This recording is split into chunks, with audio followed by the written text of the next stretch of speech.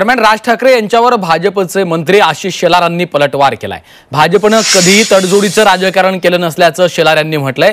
तर राज ठाकरे अर्धवट माहितीवर नरेटिव्ह सेट करण्याचा प्रयत्न करतायत अशा शब्दात आशिष शेलारांनी राज ठाकरेंवर पलटवार केलाय।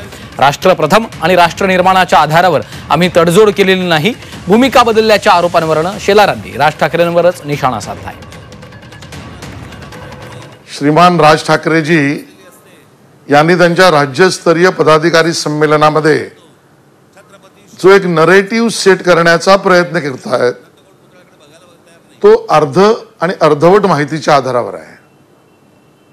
तडजोड आणि तडजोडीचं राजकारण, बदल आणि राजकीय बदलाच्या भूमिका याबद्दलचं नरेटिव्ह सेट करताना राज ठाकरेजी आपण जे सांगू पाहताय त्याचं उत्तर सरळ एकच आहे। भारतीय जनता पक्षाने तडजोडीचं राजकारण कधीच केलं नाही। प्रथम राष्ट्र आणि राष्ट्रवादी विचाराच्या आधारावर राष्ट्र निर्माण या आधारावरच राजकारण, कधीच आम्ही तडजोड केलं नाही।